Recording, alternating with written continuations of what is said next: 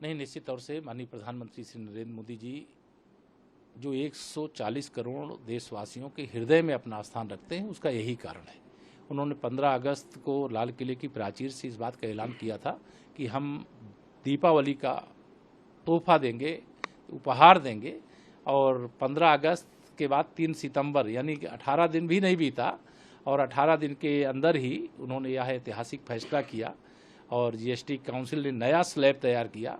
सरकारी खजाने में पैसा कम आने की स्थिति हो सकती है, लेकिन देशवासियों की जो ज़रूरत का विषय है, चाहे वो हमारा किसान हो, एग्रीकल्चर, कई उत्पाद हैं जिसपे टैक्स में कमी की गई है। कई उत्पाद ऐसे हैं चिकित्सा की दृष्टि से जिसमें जैसे स्वास्थ्य बीमा है, जीवन बीमा है, उसमें जीरो कर दिया गया है जीएसटी। तो यह सब ऐतिहासिक फैसला लेने का काम माननीय प्रधानमंत्री श्री नरेंद्र मोदी जी के नेतृत्व वाली सरकार, हमारे देश की वित्त मंत्री आदरणीय निर्मला सीतारमण जी यही कर सकती हैं। यह आत्मनिर्भर भारत बनाने की ओर उठाया गया बड़ा और ऐतिहासिक कदम है। यह देश विकसित 2047 तक बने, इस ओर बढ़ाया गया ऐतिहासिक कदम है।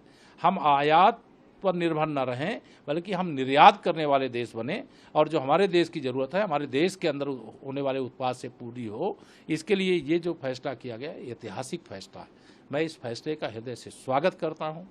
माननीय प्रधानमंत्री जी, माननीय वित्त मंत्री जी और भारत सरकार को कोटि कोटि बधाई देता हूँ। इससे आम जनता को भी लाभ होगा, जो गृहस्थी चलाने वाले हैं उनको भी लाभ होगा, जो हमारा नौजवान है रोजगार के उनको अवसर भी मिलेंगे, किसानों को भी कई प्रकार से जीएसटी की जो छूट इसमें दी गई है उनको भी इसका लाभ होगा, और सबका साथ, सबका विकास और सबका विश्वास और सरकार का प्रयास माननीय मोदी जी के नेतृत्व में यह दिखाई दिया। सर, कांग्रेस सवाल खड़े कर रही है कि जीएसटी के माध्यम से 8 साल लूटा गया, फिर उसके बाद बदलाव किया गया। कांग्रेस हताश, निराश और बनबास वह इस अवस्था में पड़ी हुई है, इसलिए जिस चीज़ का स्वागत करना चाहिए उस चीज़ का भी वो विरोध करते हैं।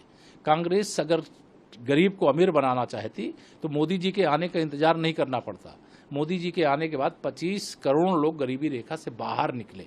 अब उन गरीबों को अमीर बनाने का काम चल रहा है, तो कांग्रेस कैसे सहन करेगी? उन्हें दलितों का, पिछड़ों का, गरीबों का, किसानों का, मजदूरों का, महिलाओं का सशक्तिकरण कैसे बर्दाश्त होगा? यह देश आर्थिक रूप से समर्थ बने, महाशक्ति बने, आत्मनिर्भर बने, ये कांग्रेस कभी स्वीकार नहीं करेगी। लेकिन भारत आर्थिक महाशक्ति भी बनेगा, सामरिक महाशक्ति भी बनेगा, आत्मनिर्भर भारत भी बनेगा, और यह मोदी जी के नेतृत्व में, मोदी जी के विजनरी नेतृत्व में पूरी दुनिया मोदी जी पर भरोसा करती है। कांग्रेस जो भारत विरोधी शक्तियां हैं उनके साथ मिली रहती, इसलिए इस प्रकार की